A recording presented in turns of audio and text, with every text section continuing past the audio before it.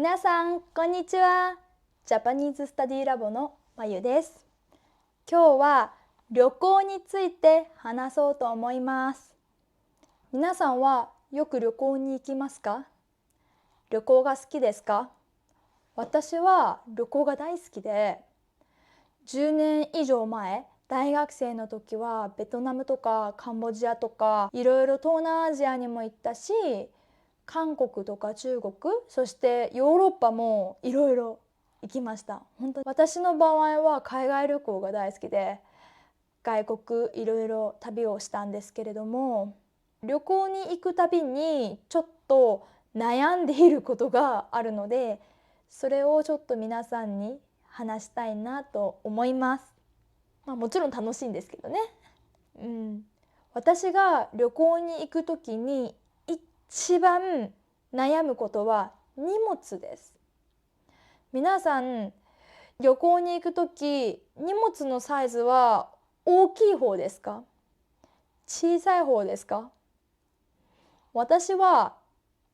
実は本当に心配性なので、初めは本当に重い荷物を持って旅行に行っていました。例えば、もしハイキングに行くならこの靴だったらダメだから、ハイキングのために別の靴を持っていこうとか、もし雨が降ったら大変だから傘を友達の分まで持って行っておこうとか、いろいろ考えていたんですね。東南アジアに初めて行った時は、食べ物が自分の口に合うか、自分が本当に美味しいと思うかどうかも心配だったし、そういう衛生面、その病気にならないかどうかとか、そういうことも本当に心配したんですよね。それでもし食べられなかったら困るから、カップラーメン、インスタントラーメンも持って行っておこうとか、いろいろ心配して、たくさんスーツケースの中に荷物を詰め込んでいました。荷物をたくさん持っていくと本当に安心感があったし、本当になかなかレストランがなくって、でもお腹空いたみたいな時には本当にカップ麺が便利で、それはそれで本当に良かったんですよ。でも旅をすればするほど、旅に慣れれば慣れるほど、重い荷物が邪魔だなと感じるようになってきたんですね。荷物があるとやっぱり自由に歩き回るのが難しいんですよね。大抵ホテルのチェックインは3時ぐらいからできるじゃないですか。でも例えば朝に到着したらその3時まで時間があるじゃないですか。ホテルによっては3時より前に荷物だけ先に預かっててくれるようなホテルもあるんですけど、そのホテルに行くまで距離もあるし、ゆっくり観光しながらホテルに行きたいなと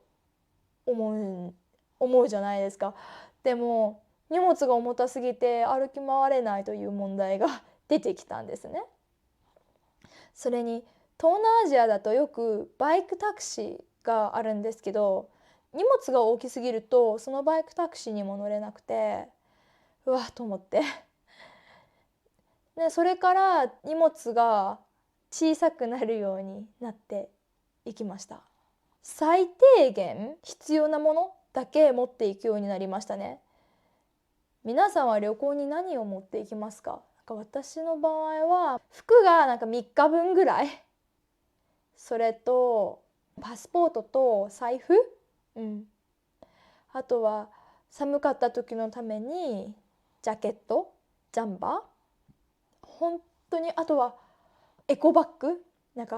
もし荷物が多くなった時のために他のバッグ追加で持っていって、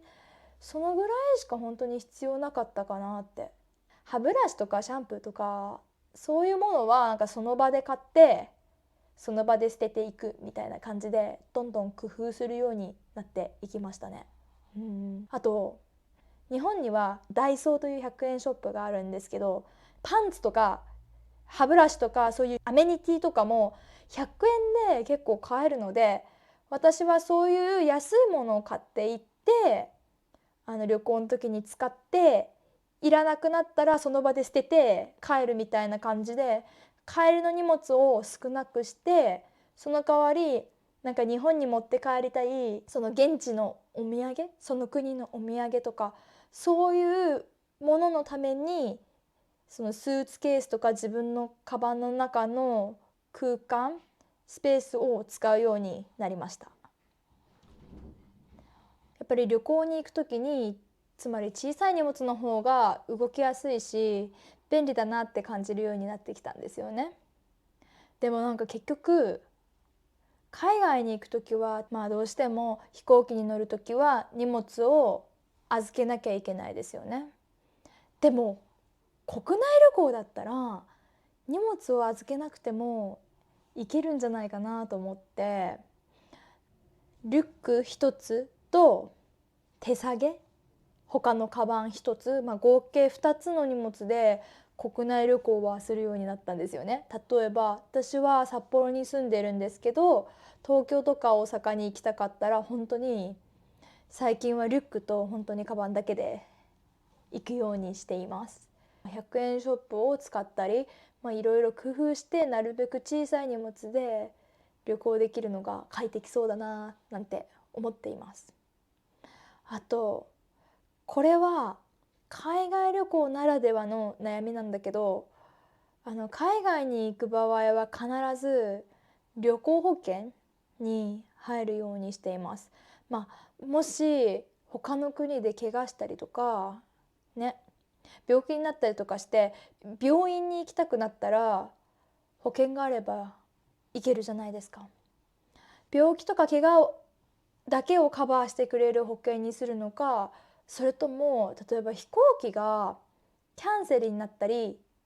遅れたり、こういうのを日本語で遅延って言うんですけど、飛行機が遅延したりしちゃった場合に12泊ホテルに泊まらなきゃいけないとかなっちゃったら、そういう費用をその保険で負担できる、そういうのもあるし、あとは預けた荷物が壊れて帰ってきちゃった場合、そういうのも保険で保証してくれる、カバーしてくれるとか、そういういろんなプランの保険があって、なんか私の場合は旦那がイギリス人なので、イギリスに行く時は大抵2、3週間行くんですよね。そうなった場合は結構保険代が高くなってくるんですよね。だから荷物とかそういう飛行機とかそういうところまでねカバーできる保険にしちゃうと結構高くなっちゃう。だからすごく難しいなと思っています。イギリスに行く場合なら全然友達とか家族とか住んでるから、飛行機が遅れちゃっても別にそんなね、家に帰ればいいからそんな大丈夫なんですけど、これが旅行先となると結構高くなってくるじゃないですか。だからすごくいつもどの保険にするか悩みますね。皆さんは海外旅行に行くとき保険に入りますか？入るならどんな保険に入るようにしているかね、もしよければ教えてほしいです。でも結局ね、自分が安心して楽しく旅行するためには、保険は大事かなと思ってきちんと入るようにしています。実は若い時には全然入らないで、保険に入らないで旅行していて、今考えたら怖いなと思って、こういうの怖いもの知らずっていうんですよね。本当に怖いことしたなと思います。運よく今問題なく元気にいるので大丈夫なんですけど、そう思っています。あとこれは私が実際に体験した話なんですけど、私2021年、そう本当にコロナの間までイギリスに住んでいて、日本に引っ越しする移住する時に、飛行機に乗って日本まで帰ってきたんですけど、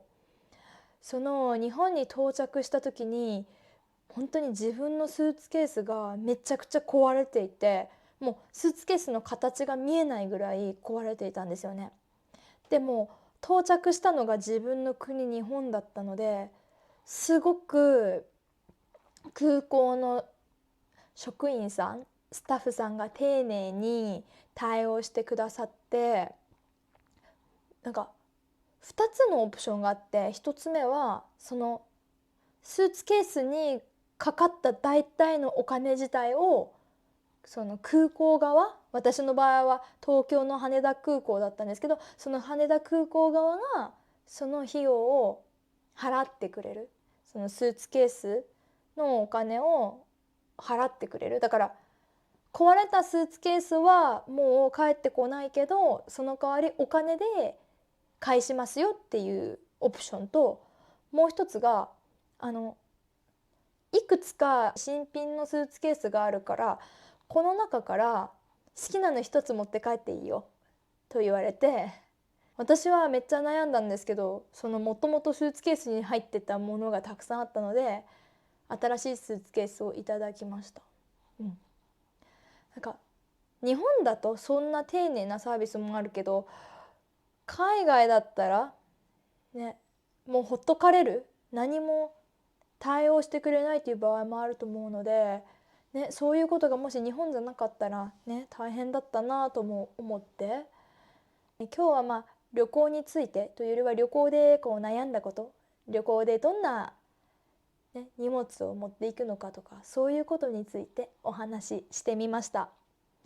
また自分が行ったことある国についてとか、そういうこともいろいろ話していきたいと思うので、ぜひまた私のポッドキャストを聞いてみてください。今日は聞いてくれてどうもありがとうございました。また次のポッドキャストでお会いしましょう。またね。バイバーイ。